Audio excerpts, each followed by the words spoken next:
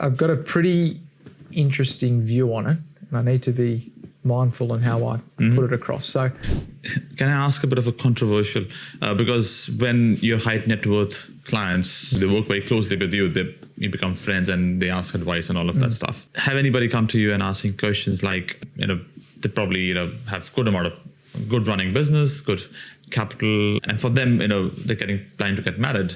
So is that an emotional decision or a financial decision? How do you see that, a marriage? It's a good question.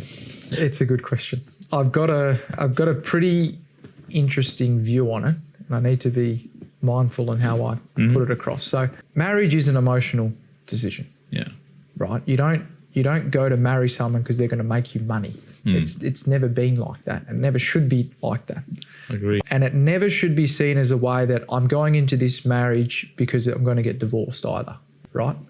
Because I recently had a podcast with a family lawyer and I asked a similar question. He's like, well, how do I protect myself, and do prenups still exist and things like that? If you're going into a marriage concerned or worried about your partner taking half of your wealth or whatever the breakup is, that in itself is a problem.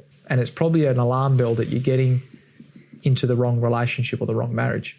And I see it no different to a business partner, right? So if I'm going into business with someone and I'm going into it worried or questioning their trust or loyalty, then that in itself is a problem. If and when you do get married and you more often than not probably have a family, it's not as if the money's getting taken away from you. It's ultimately going to end up with your children at some point in time, generally speaking, right? So there's no magical way to protect things. Like family law court sits above any tax, trust, structure, corporate, whatever you want it. It's like, this is the value, this is the pool, this is how we're apportioning it, and this is why we're doing it that way.